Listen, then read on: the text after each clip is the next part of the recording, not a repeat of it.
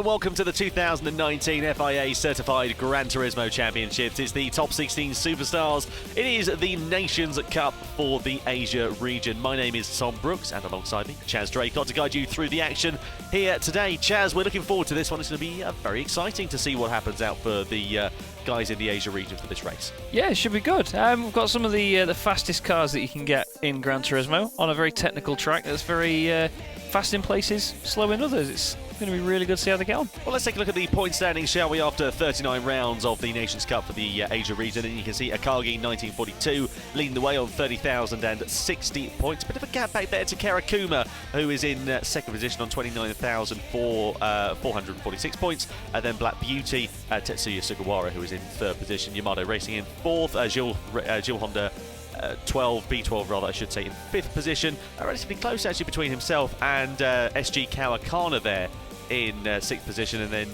Gore Ritchie as well in seventh, not too far adrift either. So it's going to be interesting to see here in this, the final round of the top 16 superstars, as to whether anybody can make any changes in the positions. Yeah, it's actually quite close all the way down, to be fair. There's only a couple of thousand between the whole top 16.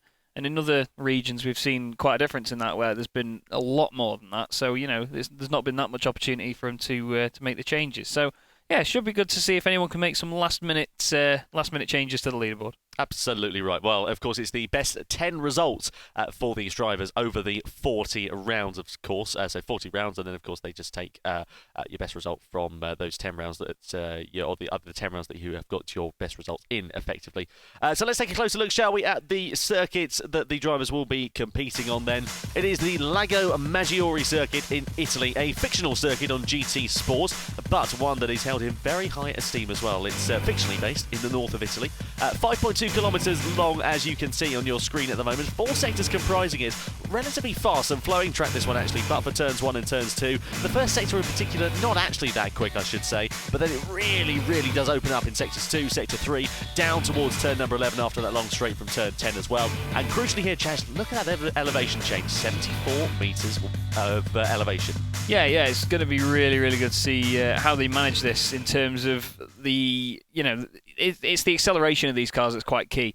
So they've got to really think about the momentum coming out of corners. Turn 11 we've seen is so important. There's a massive drop down just before it, and it's not like they're not already going 200 miles an hour anyway. It's not like they need that much sort of downhill momentum, but yeah, getting onto the brakes, these guys have really got to be committed to their moves before they get it done there. And in particular as well, out of turn 17 down towards turn number 1, that tight left-hander, that's a very good overtaking opportunity. If you can get a really good run through turns 14, 15, 16, you can set it up out of turn 17 onto that straight, send it down the inside of the first corner and pray that you brake in time for the apex. Yeah, you've just got to make sure as well that you get the run out of turn 2, because we've seen a lot of people going into there a bit deep in turn 1. It's really slow right-hander at turn 2. It can really ruin your momentum out there.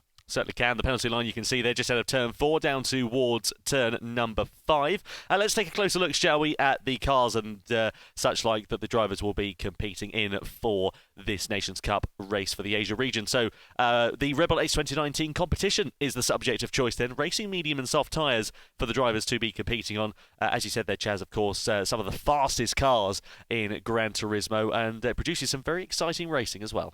Yeah, and we were saying this before we started commentating that the dirty air is quite a strong factor in these races. You'll see it with a lot of the drivers. Turns 6, 7, and 8 here are almost flat out in these things, and it's a left, right, left, like you'd see it somewhere like the Circuit of the Americas, and it's really quite apparent very quickly the effect that it has on these cars when you're in the turbulence. Yeah, absolutely right. You can see there, of course, the tyre consumption and the fuel wear rate to bear in mind as well. Speaking of tyres as well, racing soft and medium compounds available to these drivers. Now, the soft tyre gets an average of about 4 laps before they give up the ghost. The racing medium's a little bit longer in terms of longevity, but I don't think anybody's going to opt for those, given the fact that they're 1.7 seconds a lap slower compared to the soft tyre. Yeah, I think they're just going to stretch out the softs at this point. You'd go on soft, make sure you get your pit stop planned in whenever you need it, and then just make it last to the end, because at the end of the day, the amount of time that you're going to lose in the pits, and by staying on mediums as well, not really worth it in these races. So I reckon that they'll just push it, and because your rivals are doing it, I suppose you've got to follow suit. Well, strategy will be very interesting to see how that goes as well for these drivers. You can see the pit loss time there, 3 seconds plus the tyre change as well. So about 5 seconds there and thereabouts in total, depending on how long and what sort of a run they get into the pit lane, etc. Just to bear in mind. So we'll keep an eye out and see how that goes. But with that said then, let's head over to the grid for the start of the Asia region race. Onto the grid then, away from the lines. Great start from Kerakuma, good start from Yamato Racing. Car Psycho struggles to get away well. That allows Black Beauty to build alongside and keep an eye out for Akagi, who is on the inside of Car Psycho. Down towards the first corner we go. Keep it nice and clean, boys. We're 3 wide for 4th position there as well. Car Psycho in the middle of it, and he collects into the side of Akagi there as well. So big drama off the opening one, and Car Psycho there has been deemed to have not been very sportsmanlike through those first couple of corners, Chaz, and has subsequently been given a 5-second penalty as somebody heads off track. Yeah, there was a bit of argy-bargy down the straight. It looked like Akagi ended up in the wall at one point, but they managed to keep it all on the straight and narrow. But then after that, through turns 1 and 2, 3 wide just wasn't going to go. And wow, that was really sideways from Taitani there. On the brakes, dipping a wheel onto the grass. He's absolutely kicking off straight away here with these boys. Very minimal margin for error on this circuit, the Lago Maggiore GP loop. You can see Taitani there as well, just slipping and sliding all over the place. Here is Shui just behind Yukiku as well. There is Car Psycho with that 5-second penalty. He will serve that next time around at the start of lap 2, coming in at turn 4, down towards turn number 5. Now that's really crucial because, of course, it's the early stages of the race where all the field's bunched up as well. Yeah, the more opportunity to lose places as Shui and Yukiku make a little bit of contact out of the infamous turn 11 at the bottom of the hill. Shui really putting the pressure on at the moment. Yukiku's going to have to defend very, very well here. Incredibly close together, but of course, as we were saying before, Tom, through the dirty air now, this is not going to get any easier for Shui. No, it certainly is not there for him. Yeah, the dirty air in these Red Bull 2019 competition cars very much pronounced. So keep an eye out and see how that does affect things. Whether Shui is going to be able to close up. He'll be, of course, closing up with the slipstream advantage on the straights. But it's in the S-bends in particular in the middle part of the lap where he will really be struggling to get that front end turned in. And subsequently, of course, that's going to really hinder his tyre wear as well. Bit of a slip and a slide there for Yukiku, and Taitani also missing the apex very much at turn 1. So all of these guys looking a little bit scrappy in these first couple of laps here as they try and pull out the gaps. Yeah, they're really pushing hard just to try and get the work done early on. But you've got to think about tyre life as well, of course. As we were saying before, the softs will not last an entire race on this. That's Car Psycho, yeah. I thought he just lost control. Well, he has lost control. He's all the way down to the back of the field, then down into 16th position there for Car Psycho. So, well, lots not to remember this race for. He will not be a very happy driver at the moment. The good thing is he's got to find his way through the field, and if we could just keep an onboard camera on him for the rest of the race, I reckon that'll be a pretty tantalising prospect. But he's got to get past the 2 Taiwanese drivers just in front of him of G Motor S-Ben and ASW 212 as well. So those two in 14th and 15th place respectively there. Meanwhile, here is Yukiku in 6th position. He's now closing up onto the back of Taitani. So that mistake from the 5th place driver at the moment in this race really did cost him quite dear and has allowed Yukiku to close up quite significantly. Yeah, and Shui's going to be rubbing his hands together as well, thinking, come on boys, have a bit of a tangle and I can get 2 freebies out of this. But you can see Yukiku just struggling in the dirty air there, and he goes through the right-hander, and another right-hander as well, a little bit wide, a little bit of a wobble on the exit as well. And of course Shui there has to think about Gilles Honda V12 as well behind him, so these 4 could all bunch up for a battle here. They're all running a little bit wide out of there. Yukiku just getting back onto the concrete there. There's a different configuration of the circuit actually. He's quite lucky that does join on, because it means he had a bit more grip than if it would have been grass all the way round. He's a bit wide out of turn 1 though, so going downhill here for Yukiku. Shui's right with him now. Yeah, he really is. You can see him squirreling and scrabbling for grip, Yukiku there, and Shui is all over the rear wing of the X2019. It's not going to help him though coming in towards these S-bends, because that's where the dirty air will come into effect. But if he gets a good run out of here down in towards the following right-hander of turn number 5, he might be able to do something, but he's way too far away. Here is Jin Yasuki as well, who has just been overtaken by Car Psycho. Both of those 2 drivers running identical liveries on their Red Bull 2019s, and here comes Car Psycho trying to send it down the inside of GS Motor Ben. Down through he goes, bit of contact, bit deep there, very aggressive from Car Psycho. The red mist has descended for the driver from Hong Kong, and now as well GS Motor Ben is losing out to Jinsuki as well, as those 2 scrap and squabble for position here. Yeah, he's not going to be too happy with that really. Car Psycho just coming through, saying thank you very much, son, giving him a bit of a nudge on the right, but look at the pace that he's carrying there. He's running away from them very quickly as he goes after. I'm just going to call him Fish 390 to be honest with you. There was another one ahead of him actually in another livery as well. It's almost the same. So he's probably going to be getting sick of trying to overtake cars. Look, it's Shoei really close to the back of Yukiko there on the brakes, maybe a bit of contact as well. Yeah, a little bit close here into towards this final sector between these three drivers. It's allowed Gil Honda to close up quite significantly as we ride on board then with him down in towards this left-hander. We go then through the final turn and ready to come over the time. And now Shoei pits early doors. He goes into pit at the end of lap 3. He's going to try and get the undercut over the rest of the field, have a lap longer on that soft compound of tyres and try and set a blistering out lap. If he doesn't come out in traffic, it could prove to be an inspired manoeuvre here for Shoei. But if the drivers in front of him, Gil Honda and of course Titani and Yukiku, can keep their nerve and keep their pace, crucially, at a constant, they might not be able to reap the rewards of that undercut. Yeah, I think he's probably just going for a bit of clear track, to be honest. Maybe he's thinking about the dirty air as well, after we've already mentioned it. But, you know, just to be out on track on your own, maybe a bit easier as he is. He's ghosting there as well. Yeah. I don't know if he's going to penalty or anything along the line there for Shoei. He emerges out on track in 13th position, right behind Car Saika. So that clear track has not worked out at all for him because he's right in the dirty air, he's right in the traffic. It's exactly the same situation, except he's further down the order than he would have been otherwise. Now here's what happened then to Shoei. Coming out of the pits, he was in 11th position, so he's definitely made a mistake somewhere. Oh, and he lights it up on the curb, spins it into the wall, and that is not going to be the outlap that he needed, and he could potentially be in a lot of trouble after the guys in front of him have pitted. Yeah, definitely. I mean, he'll be happy the fact he's behind Car Saika because obviously we know how quick he is, so, you know, it's someone that may be even quicker than him to follow, but he's got a pit, so he's not going to be there forever, and of course, no matter how quick the guy in front of you is, the dirty air is always going to be an issue, so interesting to see what Shoei can make of this and try and get it back. Of course, he's on newer tyres though, so you can see him catching the back of Car Saika now, and he of course has the other driver in front of him, so it's going to be a bit difficult for him to make sure that he doesn't lose any time behind these guys, but we'll have to just wait and see how he manages it. Car Saika there, you can just see him running wide, he's definitely killing those tyres, and of course we've got pits as well as Akagi there, sorry to go in front of you, Chaz, but 3 drivers, 4 drivers all into the pit lane now. This is where the end of the effective pit window is coming in. Car Saika comes in front of him, likewise as well. The Carnegie Fish driver as well, he's also in the pit box there, putting another set of soft boots on the car. Crucially, of course, the driver who we were on board with in the form, of course, of Car Saika did not pit. He continues out on track, having made that pit stop earlier on there on track. Now here is Shoei. That mistake has really cost him very dearly here because everybody in front of him has now pitted and he is down in 9th position, so that is very, very disappointing indeed for him. Yeah, he's really lost out in the long run there, and of course now he's still stuck behind high 250, so yeah, he's not going to be too chuffed with that, but he's got to just get his head down now. He's only just gone over the halfway point, of course. We've got this lap and then 3 more after that. Well, no, we've not got 4 more. My maths is absolutely fantastic, isn't it? So Shoei's, well, I hope he's going to hope he's got even more than that, though, to be fair. Gets his head down, though, and he's got to get on with it now. But high 250 looks like he's carrying some real pace in front of him. Karakuma, though, still leading the race at the moment. Gil Honda V12 and Yamato Racing, the only 2 drivers with him that haven't pitted yet. So it'll be interesting to see where those boys come out, especially with Black Beauty as well, because that could be quite a feisty little battle towards the end. So Karakuma and Yamada have not pitted, to remind you. Gil Honda V12 has not pitted either. So Black Beauty and Akagi have managed to leapfrog him then.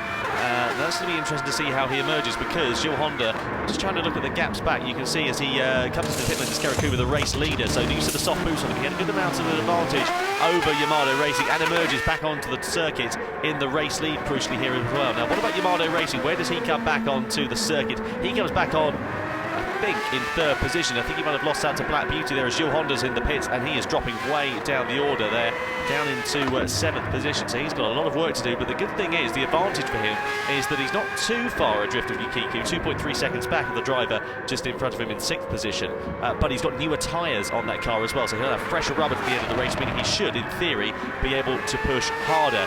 Now here is Karakuma, the race leader, 3.9 seconds, 4 seconds the advantage effectively over Black Beauty there in 2nd position. All he needs to do now is just drive to the end of this race, keep that gap at a constant, not make too many mistakes, and this one is in the bag for Karakuma here as things stand. Black Beauty, meanwhile, has got a bit more company, a bit closer behind, in the form of Yamato Racing 38, who's in 3rd position, 1.2 seconds adrift of Black Beauty. So let's keep an eye out and see whether that gap does differentiate over the course of these last few laps. Yeah, and of course they've got Akagi to think about as well, so if they do get any closer and they start battling, then that could play into his hands as well, and he could end up on the podium. But as you say, Karakuma really controlling this. There is Akagi, and the very striking livery on that car. Looks fantastic. little bit of damage on the front left as well. I'm not sure whether that might have been from the contact earlier on in the race, because he did get clipped onto the wall a little bit. But you can just see the two guys in front there, Yamada racing a little bit of a wobble there through that section. And wow, big wobble as well for Akagi himself. So these guys definitely pushing hard, there's no doubt about that. Out the final corner, trying to use as much of the road as you can. But this seems to be here, Tom. This visual gap that we have seems to be the sort of distance where the dirty eye does come into effect. Yeah, you can see a lock up there from Yamada Racing. He sends it a little bit deep in towards turn 1. Will not allow Akagi to get a good run through turn 2 and just close up a couple of car lengths? Not really, no. Difficult there for Akagi, really. As you said, he's in that dirty air. This is where it's really hurting him. It's going to be wearing out those front tyres as well. Yamada Racing, though, he just doesn't really look very comfortable out there in third position, does he? You can see that car is moving all over the place. He's not a man who is clearly comfortable with the setup and the drive of his car as things stand. But similarly, Akagi, behind him in fourth position, doesn't look to be having too much of an answer to third and second place down the road. No, Black Beauty's probably noticing this as well in the mirrors and just thinking, these guys are starting to struggle, so maybe, I mean, well, you wouldn't want to back off at all, really, to be fair, with these two behind you. They're definitely not going to give it up, but at the same time, you've got to think about that effect that it's having on them. You know, it's a sort of Mario Kart effect if you've dropped something behind you, you know, the guys behind you are struggling. Speaking of someone that isn't struggling, Arrow 71 SR is getting an absolute eyeful of the back of Shui's car, side by side down towards turn 11. Is he going to get it done on the brakes? High, they go in towards the left-hander, the right-hander, sorry, I should say, turn 11. He sent it through the inside. Shui ran wide. Brilliant bit of driving there from Arrow 71 SR. Now, is Shui going to have a little bit of a look? Oh, he does, but he's a bit half-arsed going through there. He's not really able to do anything going through that section. He's all over the back of him, though, going through the right-hander, going for the outside line. Arrow 71 SR on the inside, Shui on the outside, but Arrow is able to just keep it ahead momentarily there of Shui. Really, really nicely done. Great battle, though. It looked like a very strong fight back from Shui, but just doesn't quite get it done. Look at Arrow 71 drive away now. Absolutely flying. Really goes to show the difference in pace between the two of them. Shui's just not going to be happy with this race at all. It sort of went downhill from him after the pit stop and that mistake. But that just shows you how quickly these things can turn around for you. And, of course, just looking back to the front, the gap's still not coming down between Black Beauty, Yamado and Akagi there. So those guys staying spread out, but Arrow 71 SR really should be pleased with that move. It was very nicely executed. Yeah, it was fantastic, and we saw Shui immediately trying to fight it his way back through up the inside, but it was never going to work. It was always going to be a day late and a dollar short. That corner was always going to be Arrow 71 SR's, and credit to Arrow as well for realising that Shui was there and those two not coming to any further contact than they needed to. So in towards this middle sector of the lap we go. Now Arrow has pulled out quite a significant advantage over Shui. It's 1.5 seconds even after half a lap between those drivers, so very impressive stuff. Meanwhile, Karakuma leading the way, 6 seconds the advantage he has here on this, the penultimate lap of the Asia region race for the Nations Cup then. He's done a brilliant job there, hasn't he? Led the way from start to finish, kept his calm, kept his cool here, Chaz, and that's exactly what he needed to do as well. He was able to stretch that advantage crucially after the pit stop. It was at 4 seconds when he came out from the pits, and he's just been able to build on that really, keeping his nose clean. Yeah, definitely. Once he's got the clean tyres on, and the new rubber is just, it's a massive confidence boost. When you're used to tyres that aren't quite performing how you want them to, you get on it again and the car just absolutely just feels alive underneath you once you get it back out there. And he's reflecting that in his lead. I mean, he's gained another second on that lap from Black Beauty there. Yamada Racing still in third place. He's still got Akagi behind him, so those guys still not completely spread out yet. We've actually got Gilles Honda V12 right behind Yukiku by the look of it as well. Half a second between the two of them in 6th and 7th. There they are. Good spots, yeah, absolutely right. They're really close out on trailer. That's just coming out of turn 2 in towards the left of turns 3 and 4. Now, keep an eye out for Gilles Honda. Is he going to think about something maybe down in towards turn number 5? He's not got quite close enough through there unless he gets a really good exit, which he hasn't, because the driver in front of him with Yukiku has been able to get an equally as good a one there. So, be interested to see whether he thinks about something. Really, the last opportunity on this lap is going down towards that turn 11 corner after the straight. So he needs to have a really good run through this section here and then going through turn 10. Which might be able to set himself up through there. It'd be interesting to see if he does anything into turn 14. See if he keeps his foot down, just focuses on getting a good run out of 11. Tries to carry the momentum round. It's quite it's an on-camber corner as well, so you can carry a lot of speed. He's moving around in front of him though, is Yukiku at the moment, so he knows that he's coming for him. He's just got to be very careful. Look at him, he does carry the momentum. Gets, not quite the run he needed. Yukiku just nails it out there as they go up the hill though. Be interesting to see whether the slipstream has any effect. However, at the front. Yeah, what a brilliant race it has been from Karakuma. He rounds the 17th and final corner here at Lagomaggiore to win the Asia Nations Cup race. Brilliant performance from him, led from start to finish. Black Beauty comes home in second position, and Yamato Racing finishes in third position. Akagi will come home. He gave it his best shot, but he finishes down in fourth place. Taitani didn't seem to have the pace after the pit stops and finishes in the top 5. Then Yukiku does get ahead of Gilles Honda. He doesn't manage to find his way past as Gilles Honda on that final lap. Then we have Arrow 71 SR in 9th place. Shoei down in 10th position. He is ruining the mistake he made, especially after that pit stop and the poor strategy call. Then Cars 627 rather. Negi Fish, Car Saika, of course, with the mistakes and that penalty that he was given earlier on, down in 13th position. Jin Yasuki, ASW 212 and G Motors Ben finish in 15th and 16th position respectively. But what a race from this man here, Karakuma. Start to finish lead, exactly what he needed to do. Yeah, he just controlled it from the very front, and like I was saying before, once he'd made the pit stops, you know, there was no sign of stopping there. Fastest lap as well, as you can see. Look at how much by. Yeah. Amazing. 1.2 seconds, 1.3 seconds over Black Beauty there in second place. That is how much more pace and how much more comfortable he was. Fantastic You could stuff. have put him on the mediums and he probably would have been all right, to be fair. Yeah, it would have been. You're probably right. He was in a different postcode in this race, wasn't he? You can see Shoei there just on the fringes of the top 10. Then the 4 Hong Kong drivers in 11th down to 14th position, ASW 212 and G Motors Ben from Taiwan in 15th and 16th position, respectively, down there. Then G Motors Ben sadly not making the finishing a lap down, I should say, rather, over the rest of the field. So what does that mean then for the point standings after the 40th round, the 40th and final round of the top 16 superstars here for the Asia region of the Nations Cup? Well, let's take a look at the standings then, shall we? You can see Akagi still leads the way at the top of the order, 30,060 points there for him. The only real change you can see inside the top 10 is with Yamato Racing. He leapfrogs ahead of Gilles Honda. Yukiku also moving his way a little bit further up the order there as well into 8th place. But further down, you can see Taitani goes into 13th at the expense of Arrow 71 SR and Samurai into 15th there ahead of Carnegie Fish. Yeah, so good to see those guys making it count in the very last hurdle, of course, final round of the season for these, and they'll be very happy with that. I mean, at the end of the day, no matter what point of a championship you're at, you're always looking to improve in terms of where you are, and it just adds that bit more confidence to you that you've managed to keep that all the way to the end of a season. Yeah, very impressive stuff indeed then. So our focus does shift over to our next Gran Turismo World Tour event. World Tour 4 is taking place at the Red Bull Hangar 7 in Salzburg on the 13th and 14th of September. We really, really hope you can join us there.